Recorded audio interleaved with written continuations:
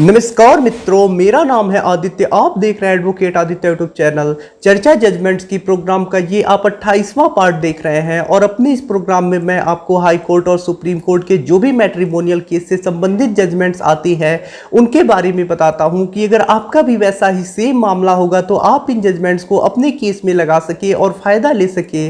आज के जिस जजमेंट के बारे में मैं आपको बताने वाला हूँ वो बेहद इंपॉर्टेंट जजमेंट है और आपके एक बहुत बड़े कन्फ्यूजन को दूर करेगा। तो चलिए अब इस जजमेंट के बारे में डिटेल में जान लेते हैं। तो चलिए वीडियो को शुरू करते हैं। अगर आप एक लॉ स्टूडेंट हैं और ऐसे में आपका भी सपना है कि जुडिशरी एग्जाम को क्लियर करके आप जुडिशियल ऑफिसर बने, तो ऐसे में अनअकैडमी एक ऐसा प्लेटफॉर्म है जहां घर बैठे आप इंडिया के टॉप एजुकेटर्स से जुडिशरी एग्जामिनेशन की तैयारी कर सकते हैं।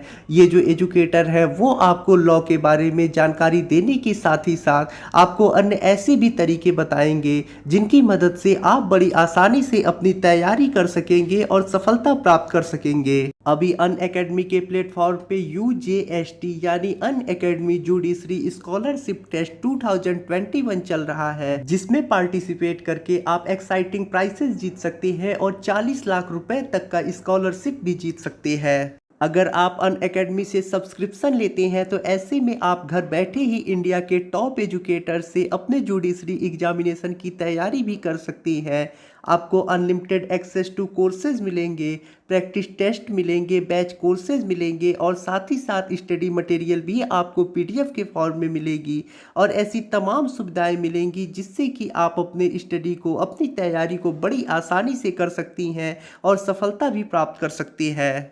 अगर आप 12 मंथ्स का सब्सक्रिप्शन लेते हैं तो ऐसे में आपको 1 मंथ फ्री सब्सक्रिप्शन मिलेगा। अगर आप 18 मंथ का सब्सक्रिप्शन लेते हैं तो ऐसे में आपको 2 मंथ सब्सक्रिप्शन फ्री मिलेगा और यदि आप 24 मंथ्स का सब्सक्रिप्शन लेते हैं तो ऐसे में आपको 3 मंथ्स का सब्सक्रिप्शन फ्री मिलेगा। सब्सक्रिप्शन का चार्ज आपको स्क्रीन पे दिखाई दे रहे होंगे और ये जल्दी ही बढ़ने वाले हैं। यदि आप सब्सक्रिप्शन लेते समय ASRI 10 प्रोमो कोड का यूज करती हैं तो ऐसे में आपको 10% डिस्काउंट भी मिलेगा।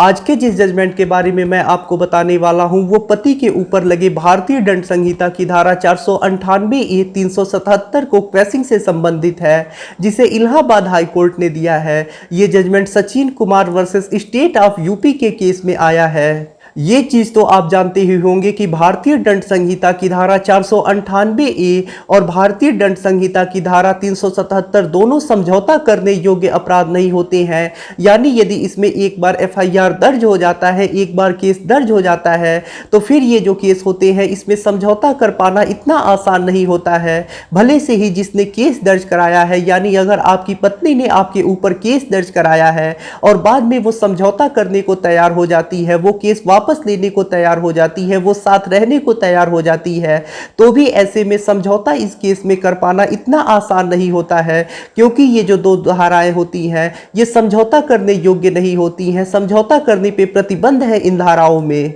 इस केस में कुछ ऐसा मामला है कि जो पत्नी होती है वो अपने पति और उसके रिश्तेदारों के ऊपर भारतीय दंड संहिता की धारा 498A 377, 504, 506 और अन्य कुछ धाराओं में FIR दर्ज कराती है। उसके बाद पुलिस इन्वेस्टिगेशन करती है, कोर्ट में चार्जशीट लगाती है, केस चलता है।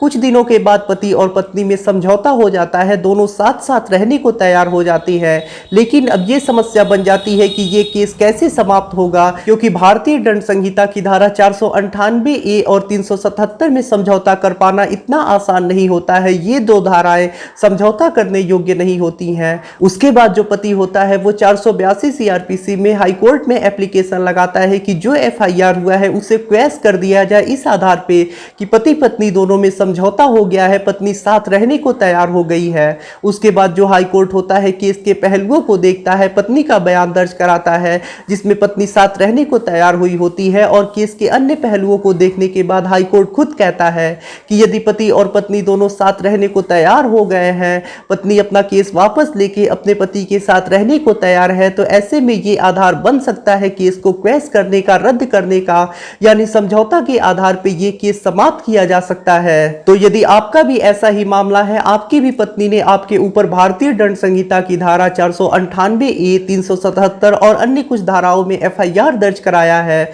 उसके बाद आपकी पत्नी के साथ आपका समझौता हो जाता है, आपकी पत्नी आपके साथ रहने को तैयार हो जाती है, यानी पति और पत्नी दोनों में समझौता हो जाता है, तो आप समझौता के आधार पर अपने ऊपर लगे हुए केस को क्वैश करा सकते हैं। यदि आप भी अपने केस को क्वैश कराना चाहती हैं तो इसके लिए हाई कोर्ट आपको जाना होगा। लोअर कोर्ट से आपका ये केस खत्म नहीं होगा।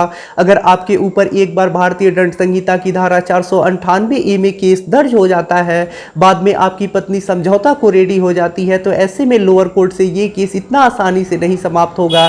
ऐसे में आपको हाई कोर्ट जाना है, 482 CRPC का एप्लीकेशन लगाना है और समझौता के आधार पर इस केस को समाप्त करने का आपको प्रार्थना करना है हाई कोर्ट से। यदि पत्नी समझौता करने को तैयार होगी, आपके साथ रहने को तैयार होगी, तो हाई कोर्ट इसके आधार पे आपके ऊपर लगे हुए केस को समाप्त कर देगा।